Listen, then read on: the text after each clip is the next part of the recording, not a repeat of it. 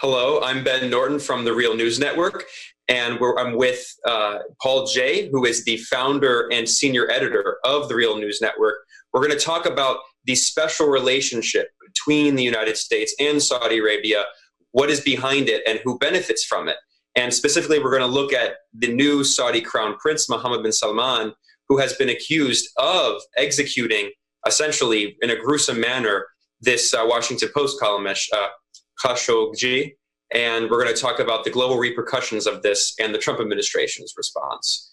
And the Trump himself, when he was asked about this, he said that the U.S. must continue its arms sales to Saudi Arabia, continue its support for the Saudi regime.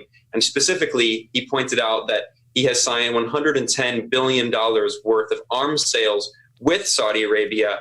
Asked by journalists if the likely killing of Khashoggi would impact those arms sales, Trump replied saying, no, not at all. The U.S. must continue selling them for jobs and continue selling them for our economy. And if the U.S. did not do it, then Russia or China might do it instead. Here's a clip of Trump saying this. See what happens. I don't like stopping massive amounts of money that's being poured into our country. I know they're talking about different kinds of sanctions, but they're spending $110 billion on military equipment and on things that create jobs, like jobs and others for this country. I don't like the concept of stopping an investment of $110 billion into the United States.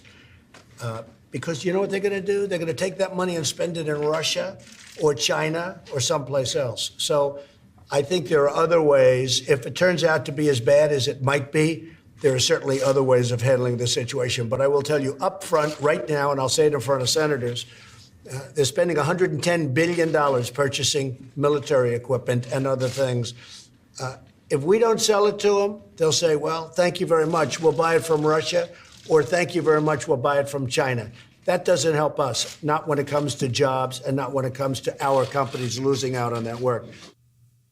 So that was the U.S. President Donald Trump insisting that the U.S. must continue its billions of dollars of arms sales to Saudi Arabia.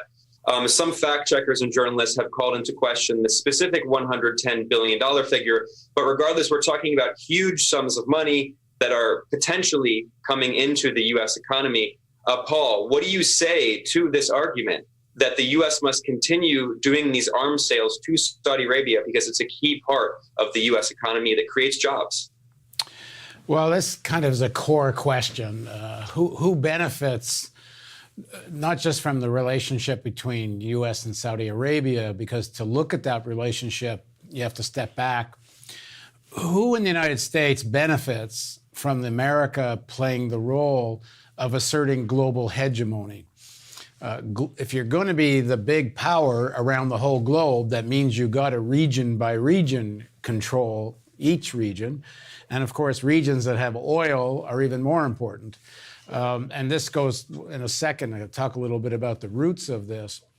But $1 trillion military budget, and it's probably more than that, the kind of expenditure it takes to assert U.S. control globally, and then with a very specific emphasis on the Middle East, obviously because of the oil and the arms purchases. Who benefits? Well, of course, some sections of the American people do benefit. I mean, people working in arms manufacturing enterprises benefit some. A certain amount of the plunder of global wealth does trickle down to some extent, although less and less extent than it used to working people. You can't say that a section of the American working class and broader population doesn't benefit at all from this kind of plunder and control and domination, especially, you can say, the Middle East because of the oil. But who really benefits in a much bigger way is obviously the military-industrial complex, the people that owns the arms manufacturers that are selling these weapons, and the fossil fuel industry, certainly in the past, has benefited through the direct access to Saudi oil and the special relationship, and now benefit in terms of controlling and cooperating with the Saudis on oil prices. the geopolitical control the American elites get through dominating, controlling the region and who gets to buy Saudi oil. So, and the most important point is you take that $1 trillion+ year after year, much of which goes towards the Middle East. We know Israel is the biggest recipient of military aid. If you took that same money and applied it to domestic spending, study after study has shown that if you put the money that's in the military budget towards schools and infrastructure and building up a domestic economy, that'd be way better for the majority of the American people. It's not as profitable for these sections of the elites that control arms and fossil fuel. So who benefits? Who benefits is the elites. The American oligarchs benefit from the point of view of geopolitics because they want to control the world. And more importantly, arms manufacturing and fossil fuel. And arms manufacturing is to a large extent arms sales fueling the relationships. But you need to back up a little bit. Because to really understand the U.S.-Saudi relationship, you got to go back to 1945, when Roosevelt has a meeting with Prince Ibn Saud on an American, I think it's a destroyer, a boat in Bitter Lake. And Roosevelt is now charting what the world's going to look like, especially the Middle East, post-World War II. And Roosevelt makes a deal with Ibn Saud, and this meeting's well documented. And essentially, as the Saud family, the House of Saud, can rule Saudi Arabia in exchange for American military and political support.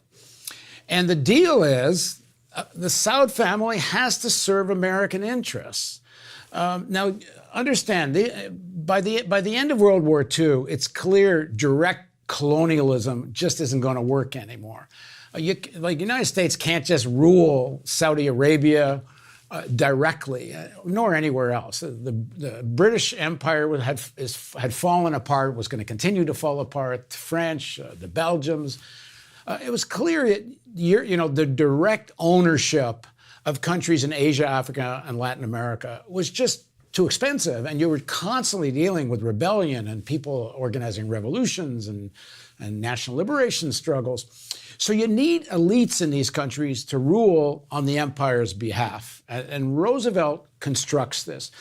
There's a very interesting quote from Eisenhower, which really lays bare what the strategy was. Eisenhower says, we need the House of Saud, we need the Saudi ruling family, because of their role in defending Mecca, the most important shrine in Islam, the deal of the Saud family with the Wahhab religious leaders,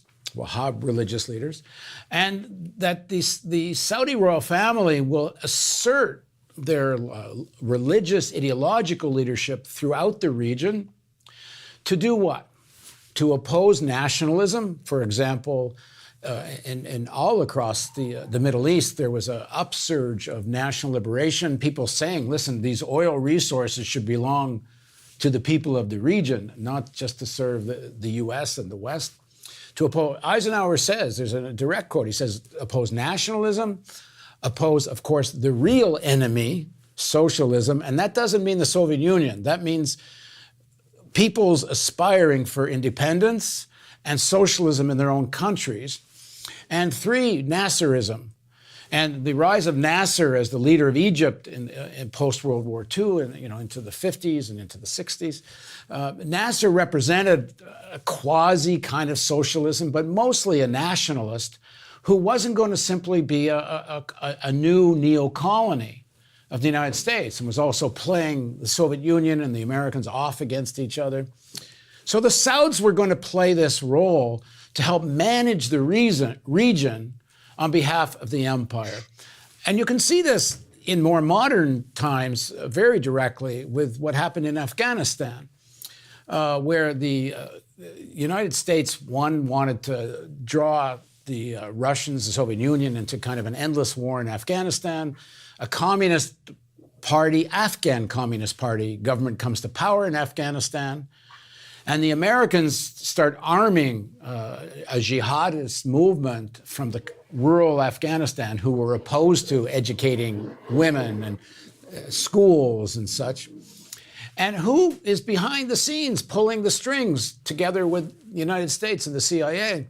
Well, of course, it's the Saudis. And it's the Saudis that send bin Laden to Afghanistan. It's the Saudis that finance and develop these madrasas in Pakistan that are educating young people in the most extreme form of, I guess, a militant Islam, you can call it, but a fanaticism that the Saudis finance. The Taliban comes to power in Afghanistan to a large extent, nurtured and guided by Saudi money and Saudi influence, together with the Pakistani ISI. So the Saudis are supposed to manage the region on behalf of the American empire. And there's no evidence this serves the American people, but it certainly serves the American oligarchy.